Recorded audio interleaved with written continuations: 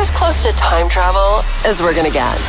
This Week in Music History with Marty Miller. Hello, that would be me. The idea of this podcast is to go through a week of stuff that has happened in the world of music years gone by. This is the week of May 25th until 29th. Hello. Thanks for checking out the podcast. Tell a friend, will you? Share it. Go on, send it to somebody right now. No, wait till it's finished first.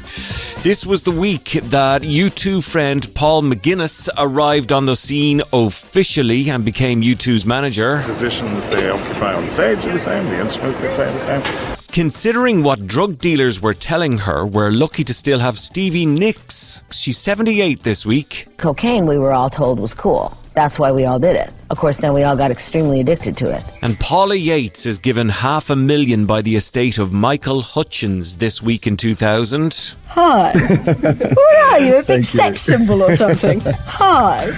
This Week in Music History with Marty Miller. We'll start in 1973 when the brilliant Carole King played a show in Central Park in New York. It attracted an audience of 100,000 people. Carole is celebrating her 10th anniversary in show business this year, and to mark that celebration, she recently completed a cross-country concert tour.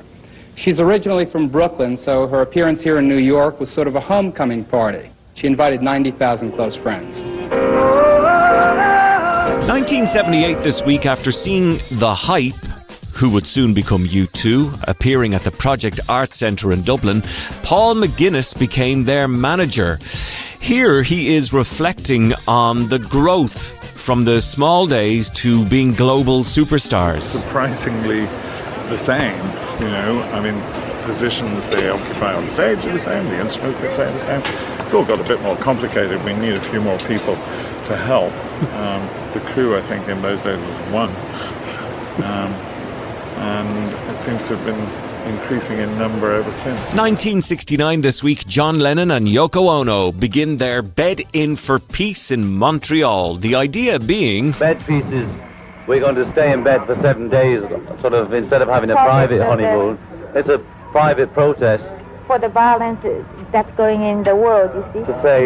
we feel that instead of making war, it's better to just stay in bed. Let's stay in bed for the spring. And grow your hair. This week back in 2016, a set of stamps celebrating 50 years of the brilliant Pink Floyd were unveiled by the Royal Mail in the UK. The 10 stamps will feature album artwork and shots of the band performing. The Royal Mail and band members collaborated on the collection, which will also include limited edition souvenirs and gifts. In a statement, the Royal Mail said few bands in the history of rock have managed to carve out a career as rich and expansive as that of Pink Floyd. Lovely Stevie Nicks has a birthday this week. We're lucky to still have that woman around after so much substance abuse. 78 years of age this week, but... I thought as I was going through the 70s and cocaine was introduced into everybody's life and told that it was recreational and that it was not dangerous.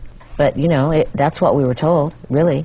On the other side of that, we were also told, don't ever do heroin, because if you do it once, you'll have to do it every day, because you'll never feel that good again, and you'll be chasing that high for the rest of your life. So it's like I was told not to do heroin and told why, and didn't. But cocaine, we were all told, was cool. That's why we all did it. Of course, then we all got extremely addicted to it. Also celebrating a birthday, Stevie Nicks' one-time band friend and colleague, Neil Finn. Do you remember after Lindsay Buckingham was fired, Neil Finn and Mike Campbell of the Heartbreakers came into Fleetwood Mac fold. Neil Finn has a birthday this week as well. But Crowded House is the band that we know him best for, a band that also suffered some loss. When Paul passed on quite a few years later, there was so much weird, conflict in my mind about that huge full stop on that whole experience, and I had a lot of conflicting and confronting things to consider. I'd lost a very dear friend, but something about what we'd done together seemed to have a weight and a gravitas again for me, and so I suppose in a way I wanted to go out and put some good history into that name. Back in 2000 this week, Paula Yates was awarded about £500,000 in an out-of-court settlement from her boyfriend Michael Hutchins' fortune. Hutchins died back in 1997 and, of course, leaving behind a little girl. Do you remember the time Paula interviewed Michael Hutchins on The Big Breakfast, in a bed, lying across him? And for the first time, this is a guest that I want to have my leg over. And it is. It's the fantastically talented Michael Hutchins. Hi. Hi. What are you, a big sex symbol or something? Hi. Another famous couple. This week in 1969, Rolling Stone Mick Jagger and Marianne Faithfull were arrested at their London home and charged with possession of cannabis. They were both later released on, expensive bail, £50. People have been talking about responsibility for a long time, about pop singers generally. Everybody in the public eye has a responsibility.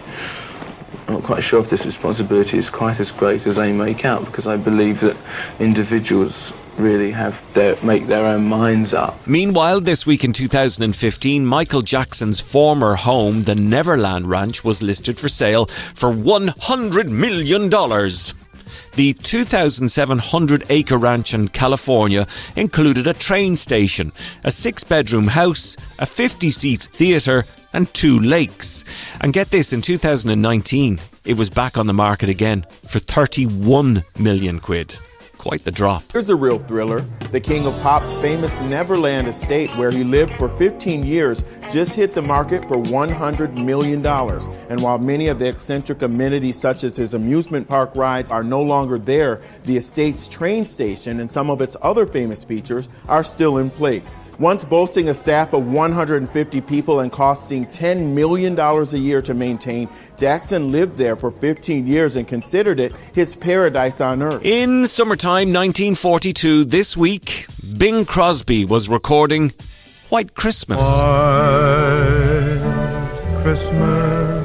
Finally, this week back in 1965, the Beach Boys were #1 on the singles chart with Help Me Rhonda. It was the group's second US #1. But listen, check this out. Murray Wilson, who's Brian Wilson's father and uncle to some of the others, and Dennis Wilson, who's the father as well. Anyway, Murray arrives in the studio rather worse for wear and started to criticise the boys' work ethic. And so many years later, we can still hear the bullying that went on. Help me, Rhonda, help me, Rhonda, help me, Rhonda, yeah, get her out of my heart. Go ahead now, say what you want to say. All we needed was Al to loosen up. Dennis was flatting, Mike was flatting on his high notes. Yeah. We need help. Who need help? We need the honest projection that we used to have. You want to have like a 497, right? When you guys get too much money, you start thinking you're going to make everything a hit. And that is a look at this week in music history. That is May 25th to 29th over the years gone by. The podcast, always less than 10 minutes. Join me next time when we look next week in music history. Zipping through a week in a matter of minutes. This week in music history, the podcast.